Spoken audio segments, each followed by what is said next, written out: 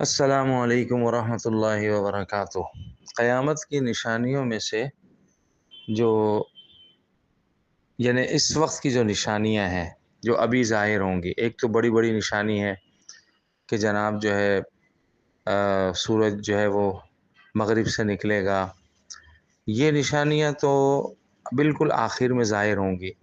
سورج جب مغرب سے نکلے گا اس کے 120 سال کے بعد قیامت آئے گی۔ تو جو متوسط نشانیاں ہیں، ایک نشانی تو یہ بھی ہے حضور صلی اللہ علیہ وسلم کا دنیا میں آنا، تو اور اسی طرح چاند کے 2 ٹکڑے ہونا۔ تو مفتی رفیع صاحب رحمۃ اللہ علیہ نے فرمایا کہ قیامت کی نشانیاں 3 قسموں پر ہیں، ایک بالکل قریبی، ایک درمیانی اور ایک جو بہت دور ہے۔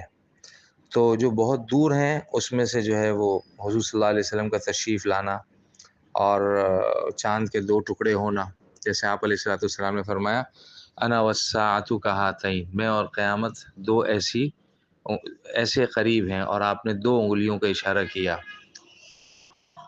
تو یہ جو درمیانی علامتیں ہیں اس میں سے ایک علامت ہے شام کا فتح ہونا۔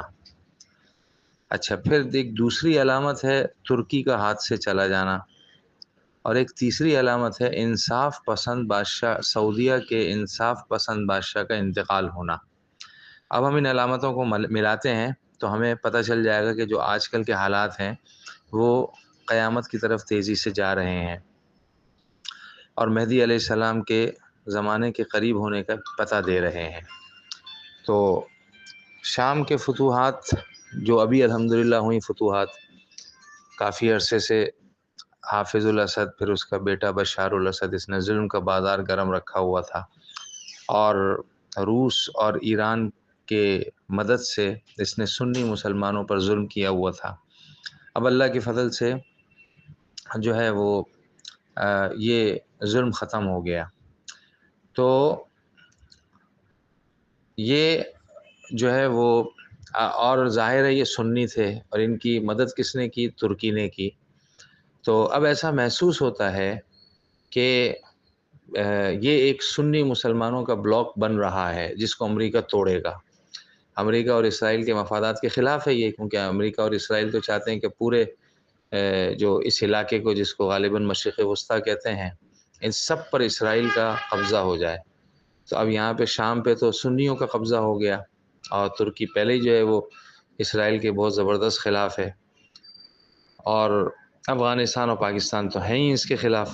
تو اب ایسا محسوس ہوتا ہے کہ کچھ عرصے میں جو ہے وہ ترکی پر بھی حملہ ہوگا، اور ترکی بھی مسلمانوں کے ہاتھ سے نکل جائے گا۔ اچھا، شام کا کیا ہوگا؟ وہ حدیثوں میں آتا ہے کہ مفتی ابو لبابہ صاحب نے لکھا ہے کہ شروع میں جب شام فتح ہوگا تو اس کے بعد ایک مجاہد کی اس کے اوپر حکومت ہوگی، پھر بعد میں وہ مجاہد عالمی دباؤ کی وجہ سے یا اپنی ضمیر فروشی کی وجہ سے بک جائے گا، اور اس کی علامت یہ ہوگی کہ یہ حضرت ابو سفیان رضی اللہ تعالیٰ عنہ کی اولاد میں سے ہوگا۔ تو حضرت ابو سفیان رضی اللہ عنہ کی اولاد میں سے ہوگا یہ، اور یعنی یہ اتنا بک جائے گا، اللہ معاف فرمائے، کہ جب حضرت مہدی علیہ السلام کا ظہور ہوگا تو یہ ایک فوج بھیجے گا جو مہدی علیہ السلام کو قتل کرنے کے لیے ہوگی۔ اب حدیث میں آتا ہے یغزو جیش الکعبہ فاذا کانوا ببیداء من الارض یخسف باولہم الی آخرہم، کہ حدیث کا مفہوم ہے کہ یہی فوج ہوگی جو ابو سفیانی نے مہدی علیہ السلام کو قتل کرنے کے لیے بھیجی ہوگی۔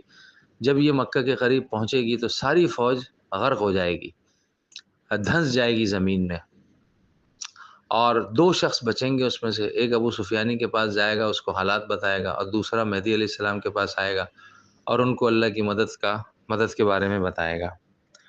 اور یہ یعنی زمین میں دھس جائے گی، حدیث میں تو دھسنے کا لفظ ہے۔